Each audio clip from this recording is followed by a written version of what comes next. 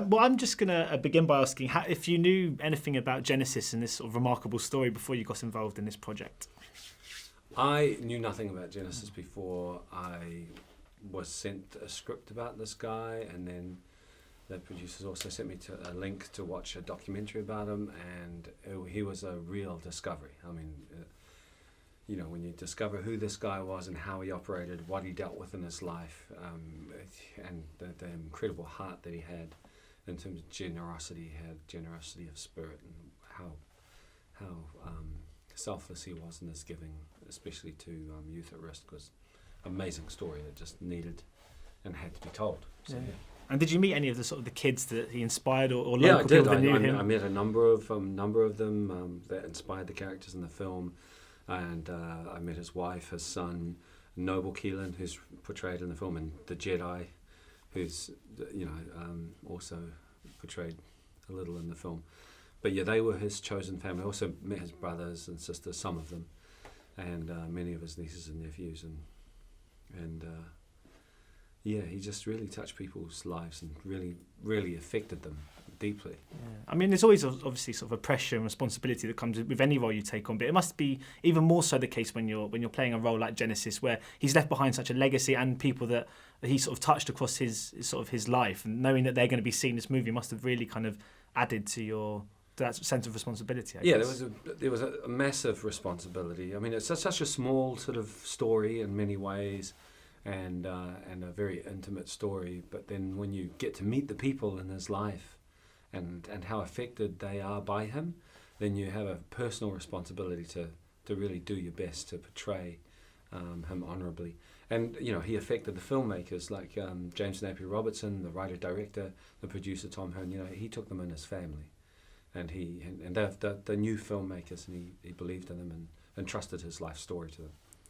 And this has become a legacy really for his son and for his wife, and it's kind of like his last gift back to his wife and his son after his passing. So this is a massive responsibility. But also at the heart of the film, and the thing that really drew me to the film was these people in our community that give back to people in need, less fortunate, and they're unsung heroes in our community. They're underfunded, overworked, under-resourced, not acknowledged.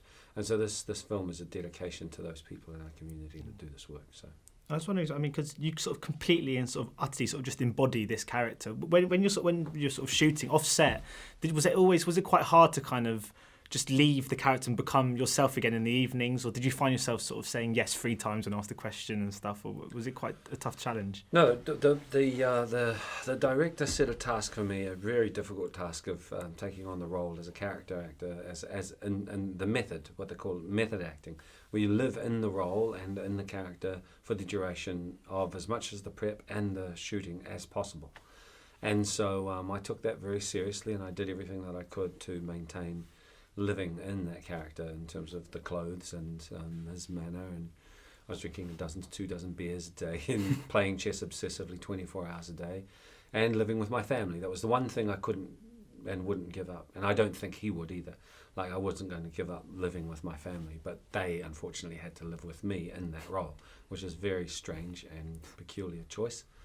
But it was sort of, if you want an exceptional result, then you need to take on an exceptional sort of if you want an extraordinary result, then you need an extraordinary process. So, thankfully it seems to have been worthwhile. And you saying before that you weren't too much about chess before taking on this role. But I didn't know anything about chess. I was not at all interested in board games. The board games were boring, and then chess. Yeah. So do you reckon now you could give anyone a good game? Now I can play a pretty average game actually. Yeah. I'm an average chess player. Yeah, I mean there's different levels of chess and. I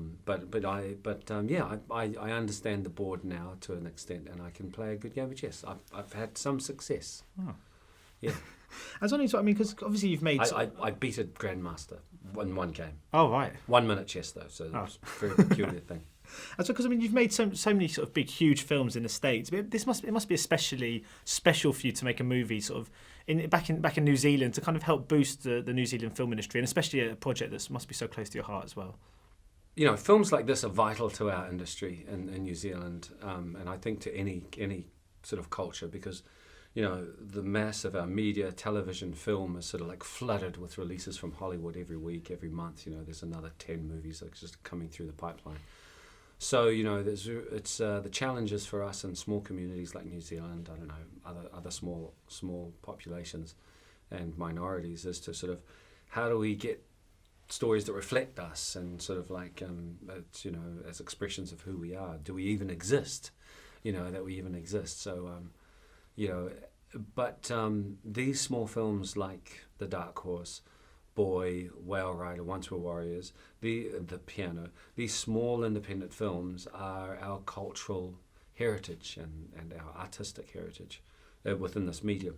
And so it's really, really important to us that we invest in these things and tell our own stories. Otherwise, they won't happen. Yeah. Of course, sort of sitting in front of you today, you're barely kind of recognisable as sort of what we see you as Genesis. You put a lot of weight on for this role. Of course, Tom Hanks always said that when he put a lot of weight, lost a lot of weight, for Philadelphia, he was always worried about the kind of the health issues. I did. You know, I heard about the role. You know, he's like 300 pounds, didn't have teeth, bipolar, homeless, possibly alcoholic. You know, I was like, why am I getting approached to play this role? I can't see the correlation. And I was really not interested. I was very concerned about the health issues of doing that kind of transformation. But like I said, the responsibility to the family and to getting this role, you know, right, that sort of faded into the background, and the obsession of like doing something artistically true and correct took over. And I put on something like 30 kgs. I'm 30 kgs lighter now than what I was in the film. And even, you know, members of my family that said this is one of the times where they're not looking at me. Yeah. They're not recognizing me in the role. It's like somebody else up there, which is good.